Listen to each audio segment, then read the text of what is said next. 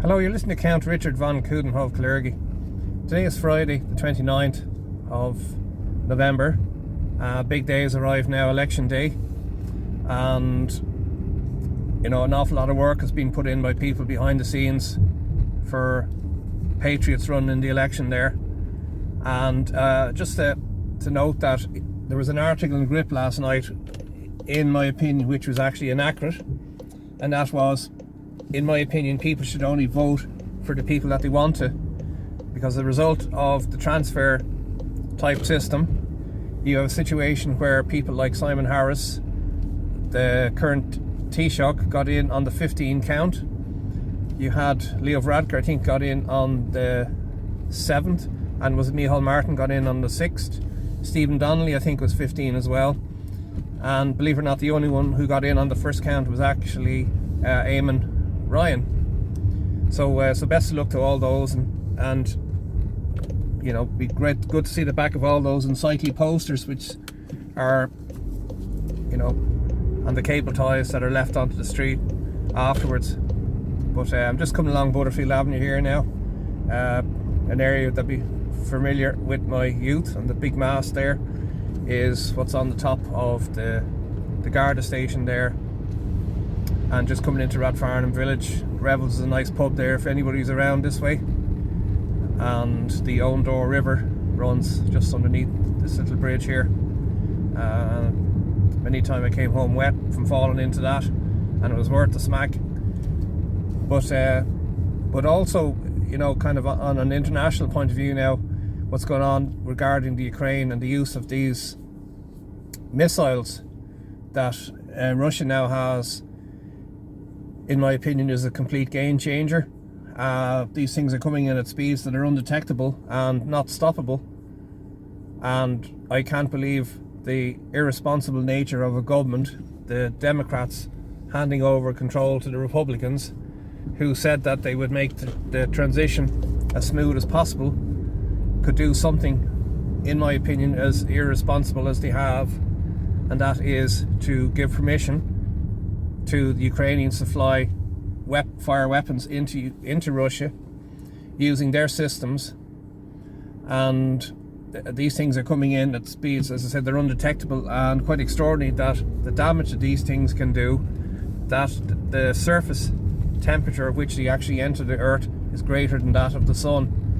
So you can only imagine that it's also a new type of warfare without the element of radiation, which you would have with nuclear weapons. So no longer a strike with nuclear is no longer necessary to have those devastating consequences that effectively you can, with pinpoint accuracy, you can remove buildings, structures, military encampments and parliaments.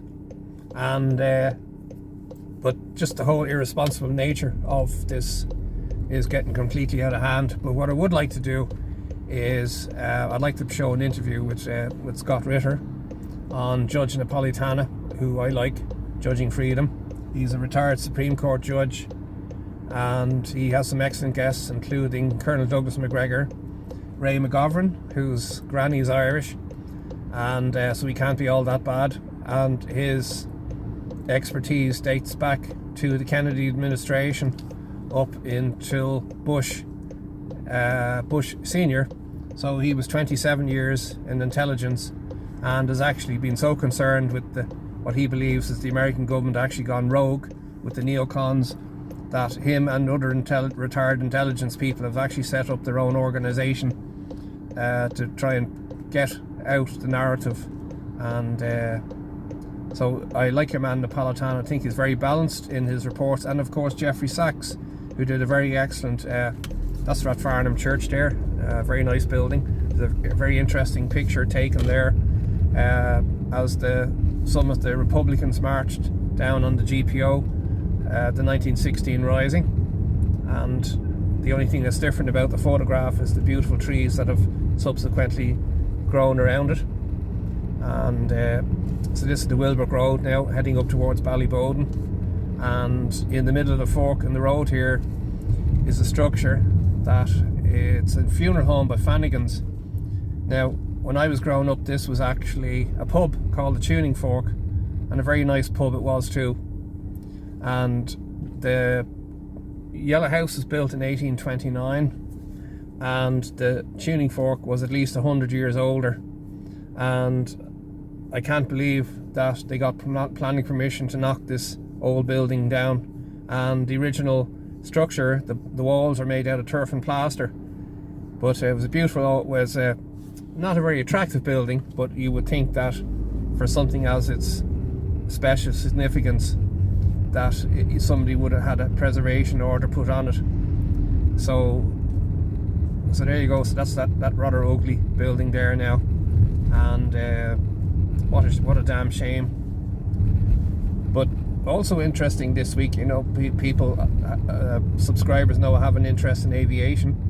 But this week in 1963, the couple of days after the Kennedy assassination, the Irish Air Corps received the first of 2 of the first 8 helicopters, which were Alouette 3 single-engine helicopters, and they flew them unblemished for over 44 years without accident, and were retired in 2007, and they're still flying and are used in search and rescue in the Alps, even though they're the age of the aircraft. Is still a very good machine. But also as well, if you think from back to the geopolitical situation, that if you look at Kennedy and Khrushchev, how they had intelligent leaders and yet they still came so close to nuclear conflict. And I think Kennedy gave a very famous speech there back in, I think it was April 1961. So if you can see a couple of clips of that, I might add it in to the video. So that was all, just a couple of comments there. I thought, I'm eating a pal of mine up here in Buglers, another nice local pub. They do very good rotisserie chicken, although €23 pop. It's you know, they'd want to include the feathers. But so I'll say good afternoon, good luck, and God bless, and God bless all the patriots, and maybe have some good news tomorrow, and cry havoc. Scott Ritter, welcome here, my dear friend. What is the significance militarily and geopolitically of the Oreshnik missile that Russia fired at Ukraine late last week? Well, let's put it this way. If we take a look at, you know, the from a conventional standpoint, the Tomahawk missile, the Storm Shadow missile, the Scout missile, the Taurus missile, all these missiles that we in the West, you know, tout as deep strike missiles. These are, let's just call them pinpricks, an irritant. The Oreshnik is Mike Tyson's strongest punch. It's a knockout every time it lands. It's qualitatively far beyond anything the West has. It's the most powerful conventional weapon on the planet. It has more destructive capacity. We haven't even been able to calculate the destructive capacity of it fully. Theodore Postel of MIT is in the process of doing that. But the technologies that are being used, the physics that are involved, are things that are beyond the imagination in the West. We just haven't thought about it and how to do this in this manner. The Russians have hit us with a unique weapon that we can't shoot down, we can't interdict, and when it hits us, it kills us. And for all those out there say, well, it's just an experimental missile, there's no need to worry about it. I'm here to tell you right now that it may be an experimental design, but the components of this missile already exist. Many of them are in serial production. Most of them have been produced to at least pilot level production, and the Russians have the ability to immediately assemble dozens of these missiles. And if they put it into serial production, they'll be able to produce, you know, close to 100 of these missiles per year. But as we speak, Russia probably has somewhere in the order of 12 to 25 Oreshniks available. That's 12 to 25 locations in Europe that will cease to exist if Russia fires this missile. Was the existence of this missile a total surprise until they fired it the other day?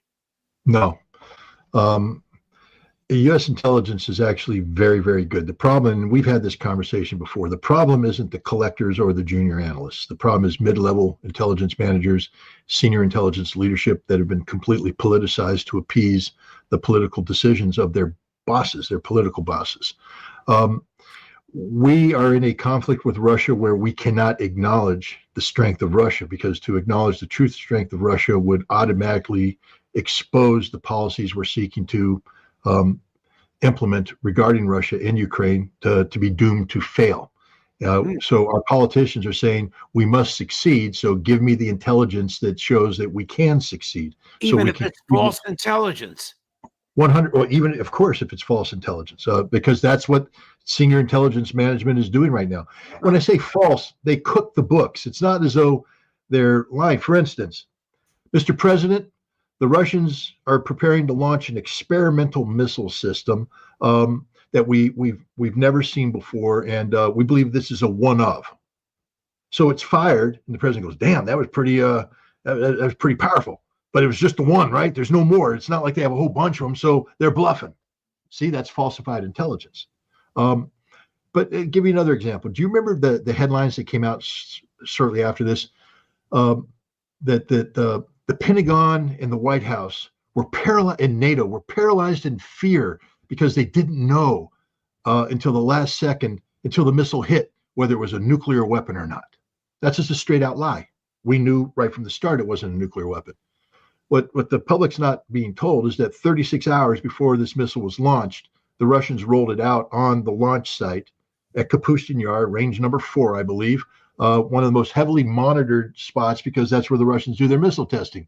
So our entire intelligence collection capabilities for this are directed at Kapustin Yar. They're already there. We put it out there and we oriented it towards Ukraine 36 hours in advance. So the Russians were saying, we're doing this. That gave us enough time to get any other assets available, positioned to follow.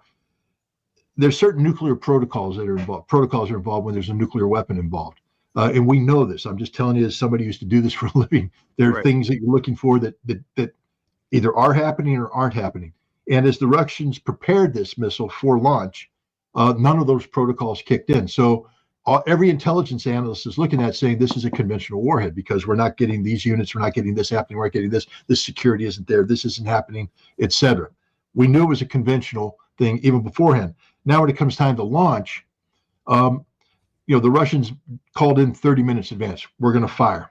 They did that because there's a legal requirement to do, but we already knew they were going to fire. We've been tracking it almost real time, communications, the whole thing. The missiles launched.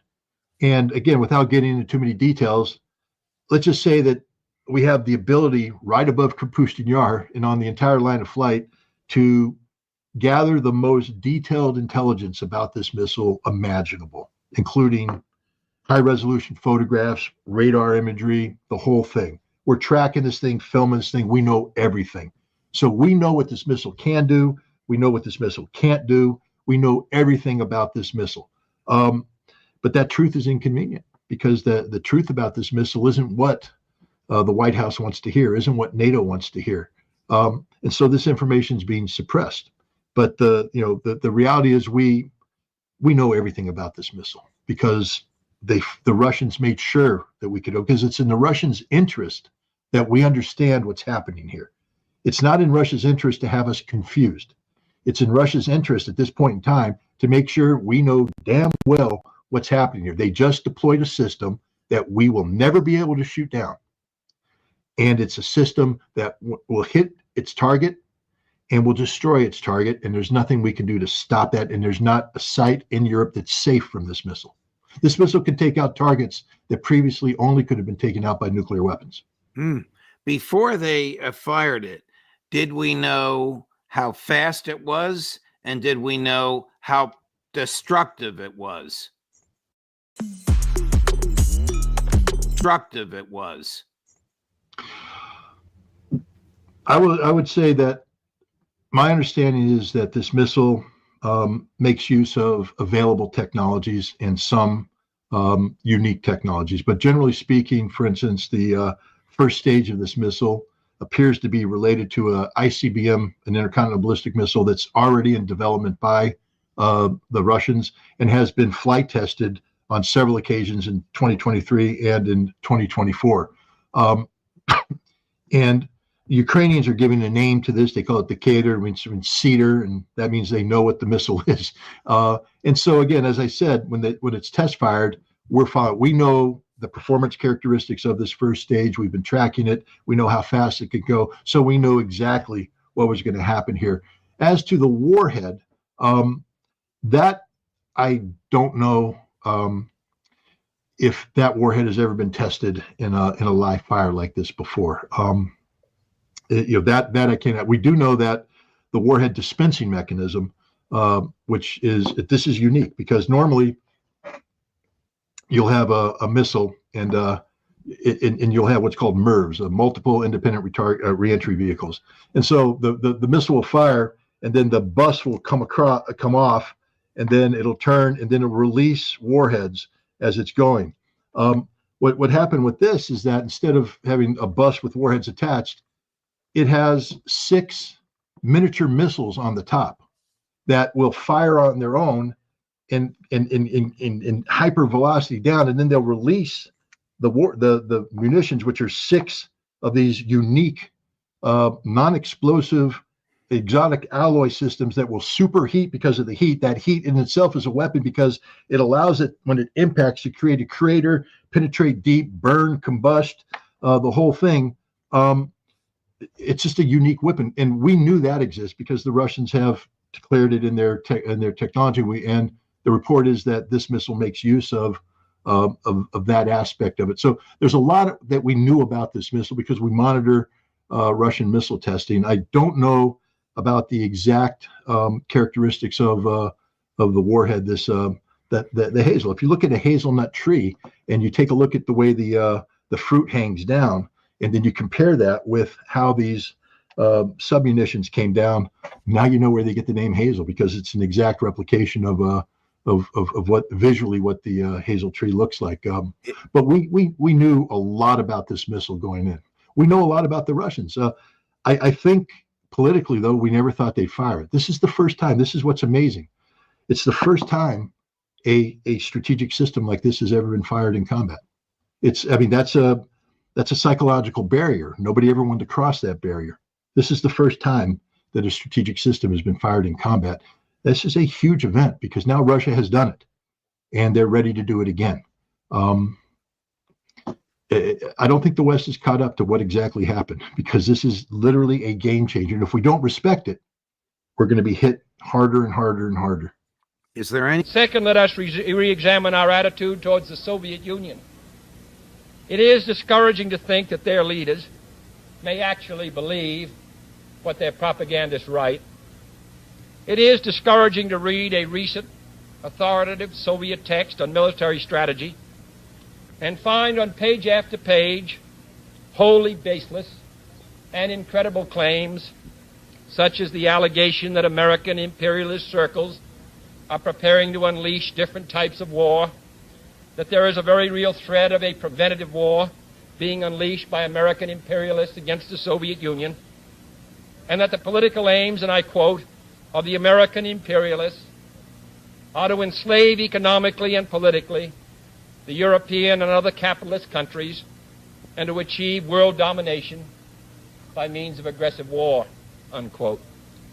Truly, as it was written long ago, the wicked flee when no man pursueth. Yet it is sad to read these Soviet statements, to realize the extent of the gulf between us. But it is also a warning to the American people not to fall into the same trap as the Soviets, not to see only a distorted and desperate view of the other side, not to see conflict as inevitable, accommodation as impossible, and communication as nothing more than an exchange of threats. No government or social system is so evil that its people must be considered as lacking in virtue. As Americans, we find communism profoundly repugnant as a negation of personal freedom and dignity. But we can still hail the Russian people for their many achievements in science and space, in economic and industrial growth, in culture, in acts of courage. Among the many traits the peoples of our two countries have in common, none is stronger than our mutual abhorrence of war. Almost unique among the major world powers, we have never been at war with each other, and no nation in the history of battle ever suffered more than the Soviet Union in the Second World War. At least 20 million lost their lives. Countless millions of homes and families were burned or sacked. A third of the nation's territory, including 2/3 of its industrial base, was turned into a wasteland, a loss equivalent to the destruction of this country east of Chicago. Today, should total war ever break out again, no matter how, our two countries will be the primary target.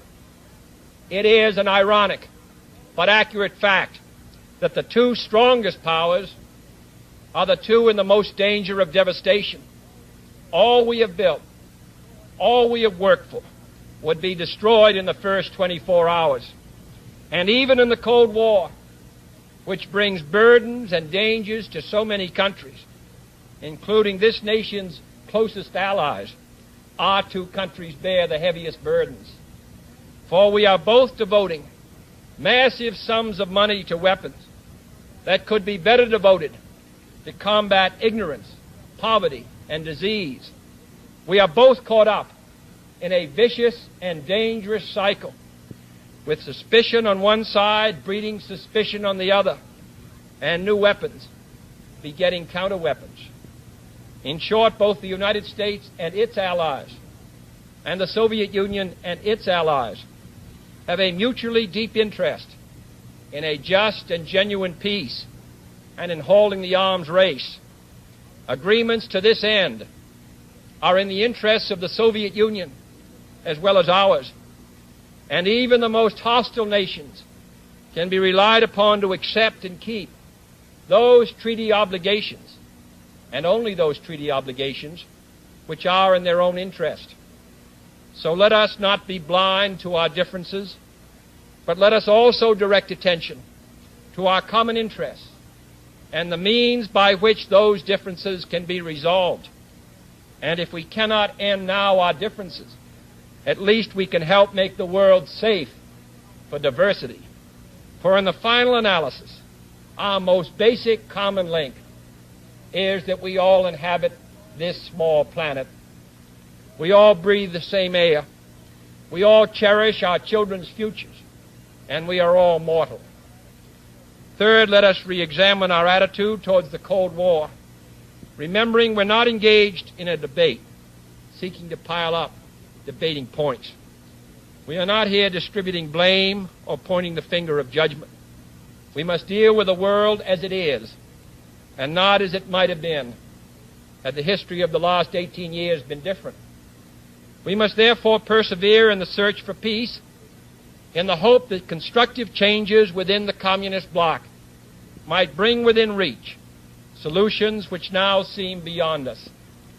We must conduct our affairs in such a way that it becomes in the communist interest to agree on a genuine peace, and above all, while defending our own vital interests, nuclear powers must avert those confrontations which bring an adversary to a choice of either a humiliating retreat or a nuclear war.